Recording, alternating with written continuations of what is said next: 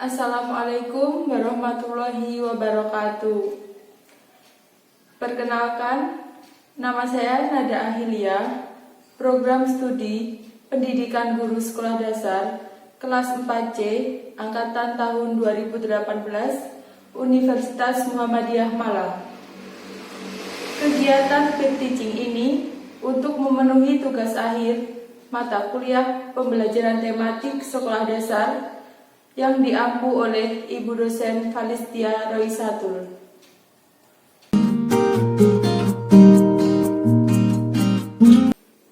Assalamualaikum warahmatullahi wabarakatuh. Apa kabarnya hari ini anak-anak? Pasti semua dalam keadaan sehat ya. Selanjutnya, sebelum memulai pembelajaran pada pagi hari ini, kita menyanyikan lagu wajib terlebih dahulu ya. Hari ini yang akan memimpin di depan siapa? Ya, silahkan Mbak Najwa maju ke depan ya. Selanjutnya, agar pembelajaran hari ini dapat berjalan dengan lancar dan diberikan kemudahan, marilah kita berdoa menurut agama dan keyakinan kita masing-masing. Berdoa dipersilahkan.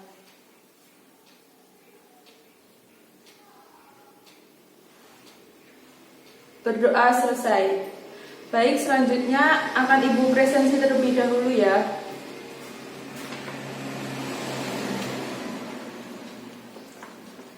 Najwa Letisa Almera Ahmad hadir ya. Monica Olivia hadir ya. Reza Tri Rosanti ada. Eko Dwi Prasetyo ada ya. Ayun Koiriah Isnaini hadir ya. Andri Wulan Indah. Jadi semua hadir ya anak-anak. Anak-anak, apakah kalian masih ingat apa itu ekosistem? Pasti semuanya masih ingat ya. Ekosistem adalah suatu proses yang terbentuk karena adanya hubungan timbal balik yang tidak terpisahkan antara makhluk hidup satu dengan lingkungannya. Lalu, apakah kalian masih ingat komponen pembentuk ekosistem itu dibagi menjadi berapa? Ya, benar, dibagi menjadi dua. Yang pertama adalah komponen abiotik dan komponen biotik. Oke, hari ini kita akan belajar tentang ekosistem. Apa sih yang kalian ketahui tentang ekosistem? Ada yang tahu? Ya, Monica? Benar sekali, ekosistem adalah suatu proses yang terbentuk karena adanya hubungan timbal balik yang tidak terpisahkan antara makhluk hidup dengan lingkungannya. Lalu, komponen pembentuk ekosistem itu dibagi menjadi dua. Yang pertama adalah komponen abiotik dan yang kedua adalah komponen biotik.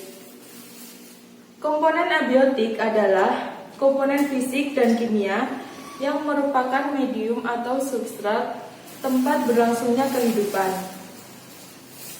Komponen abiotik meliputi apa saja? Ada yang bisa menjawab? Benar. Tanah dan batu, air, iklim, suhu, dan juga cahaya matahari. Selanjutnya, komponen biotik. Komponen biotik adalah suatu komponen yang menyusun suatu ekosistem selain komponen abiotik. Artinya tidak bernyawa. Contohnya yaitu konsumen atau heterotrof, dan yang kedua produsen, dan selanjutnya dekomposer atau pengurai. Anak-anak, sekarang bacalah bacaan tentang ekosistem pada bukumu tadi. Dan dengan membaca tadi, kalian bisa memahami apa yang dimaksud dengan ekosistem dan juga komponen-komponen pembentuk ekosistem. Selanjutnya, kalian dapat menghubungkan dengan jaring-jaring makanan. Ibu akan memberikan sedikit penjelasan tentang jaring-jaring makanan ya. Apa sih yang kalian ketahui tentang jaring-jaring makanan? Mungkin ada yang tahu? Benar sekali. Jaring-jaring makanan adalah rantai-rantai makanan yang saling berhubungan satu sama lain sedemikian rupa sehingga membentuk jaring-jaring makanan. Jaring-jaring makanan dapat terjadi karena setiap makhluk hidup tidak hanya memakan satu jenis, melainkan mereka memakan makhluk hidup yang lainnya. Jaring-jaring makanan tidak hanya ada di satu ekosistem saja, melainkan di beberapa ekosistem. Contoh jaring-jaring makanan adalah di ekosistem sawah, di ekosistem hutan, di ekosistem laut, dan di ekosistem kebun, serta masih banyak lagi yang lainnya. Anak-anak, sekarang kalian tentukan jaring-jaring makanan yang akan kalian buat sebagai sebuah karya. Di sini, Ibu mempunyai satu lembar kertas. Nanti kalian gambar sesuai yang sudah kalian tentukan tadi. Jika sudah selesai, tunjukkan ke saya ya. Ini Ibu bagikan.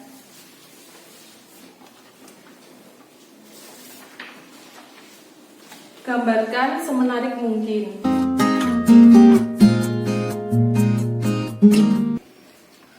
Di sini Ibu sudah mempersiapkan media pembelajaran untuk mempermudah kalian dalam belajar ya. Ini Ibu mempunyai Big Smart Book. Di halaman pertama terdapat saku gambar hewan. Nanti di dalam saku ini terdapat hewan-hewan yang akan dijadikan menjadi jaring-jaring makanan suatu ekosistem. Nanti kalian pilih dan tempelkan di bawah ini seperti ini contohnya. Oke anak-anak, Ibu akan membentuk kelas ini menjadi beberapa kelompok. Nanti satu kelompok berisi 4-5 orang ya. Ini mau Ibu bagi menurut absen atau berhitung? Oke, jika menurut absen, kalian silahkan berkumpul dengan nomor urut absen kalian. Jika semuanya sudah terkumpul, Ibu memberikan nomor urut kepada setiap kelompok. Ini kelompok 1, kelompok 2, kelompok 3, dan ini kelompok 4. Sebelumnya, perhatikan penjelasan Ibu terlebih dahulu ya. Apakah yang kalian ketahui tentang teks non-fiksi? Ada yang bisa menjawab? Ya, Andri? Benar sekali. Teks non-fiksi adalah teks yang dibuat berdasarkan kenyataan yang ada tanpa mengada-ngada. Sebelum melengkapi teks bacaan non-fiksi, Ibu mempunyai contoh teks bacaan non-fiksi. Sebelumnya kita baca bersama-sama ya. Ini Ibu bagikan teks bacaannya.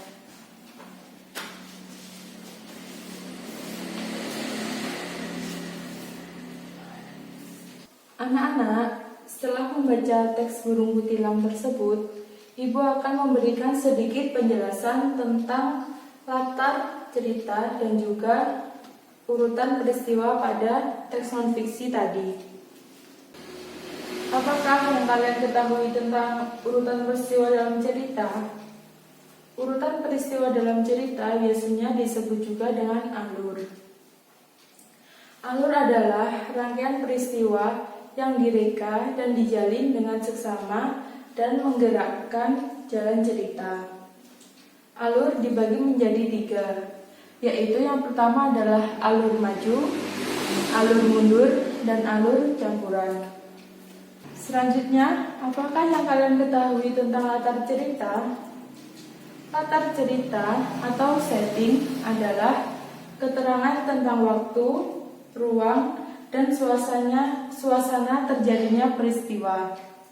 Latar waktu itu contohnya apa saja? Pagi hari, siang hari, sore hari, malam hari, di zaman dahulu, di masa depan. Lalu latar tempat. Latar tempat itu contohnya di dalam bangunan tua, di sebuah gedung, di lautan, di dalam hutan, dan di sekolah. Yang terakhir yaitu latar suasana. Contohnya senang, gembira, lelah, sedih. Oke, sekarang kalian bisa melengkapi teks bacaan non-fiksi yang sudah Ibu bagikan tadi. Lalu jika sekalian sudah selesai, nanti akan Ibu panggil sesuai nomor urut anggota kelompok yang sudah dibentuk tadi. Nanti salah satu kelompok maju ke depan untuk mempresentasikan hasil diskusi kelompoknya. Anak-anak, tadi kalian sudah melengkapi teks bacaan non-fiksi. Sekarang Ibu memberi tugas kalian untuk menentukan latar cerita dan juga urutan peristiwa yang ada pada cerita tersebut. Tuliskan pada buku tulismu. Selanjutnya, ini contoh teks bacaan non-fiksi. Ibu mengambil contoh bacaan burung kutilang tadi. Lalu pada halaman selanjutnya, terdapat peta konsep latar cerita. Nanti jika kalian buka seperti ini, terdapat pengertian latar cerita dan juga contoh-contoh latar suasana, latar tempat, dan juga latar waktu. Bisa kalian buka seperti ini. Anak-anak, sekarang kalian baca materi tentang tangga nada ya. Nanti setelah kalian baca, Ibu akan menjelaskan pengertian tentang tangga nada. Tangga nada adalah susunan nada-nada yang bertingkat-tingkat tingginya. Jenis-jenis tangga nada dibedakan menjadi 3. Yang pertama adalah tangga nada diatonis. Tangga nada diatonis adalah tangga nada yang terdiri dari 7 buah nada dan menggunakan 2 macam jarak nada, yaitu berjarak 1 dan setengah. Tangga nada diatonis dibagi menjadi 2. Yang pertama adalah tangga nada mayor, merupakan susunan jarak nadanya 1, 1, setengah, 1, 1, 1, setengah. Tangga nada mayor berkesan bahagia, ceria, semangat. Selanjutnya yang kedua adalah tangga nada minor.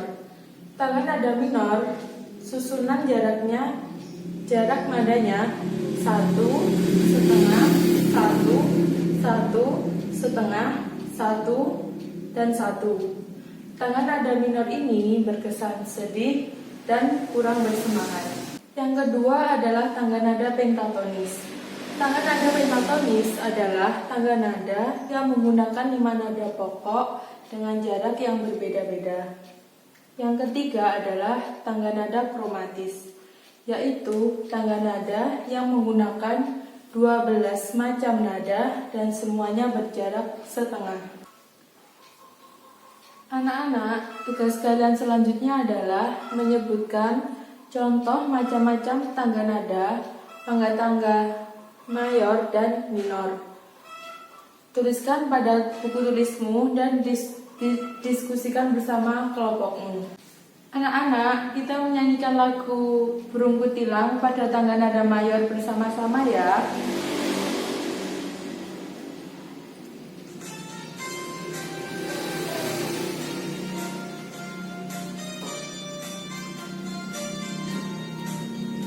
Di pucuk pohon cempaka, burung kutilang berbunyi, bersiul-siul sepanjang hari dengan tak jemu-jemu, mengangguk-angguk sambil berseru, lili-lili-lili-lili, sambil berlompat-lompatan.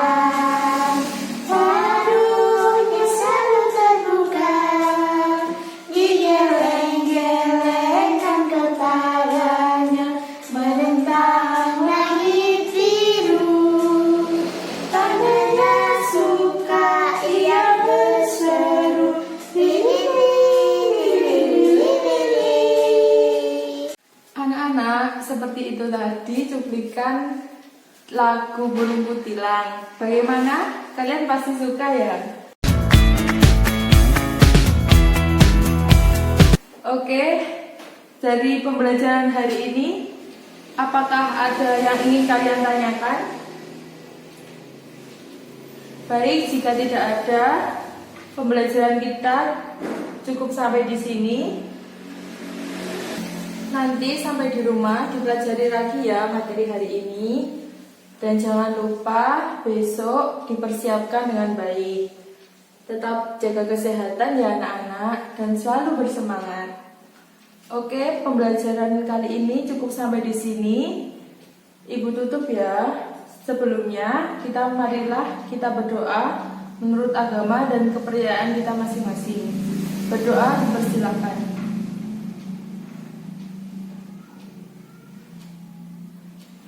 Berdoa selesai. Wassalamualaikum warahmatullahi wabarakatuh.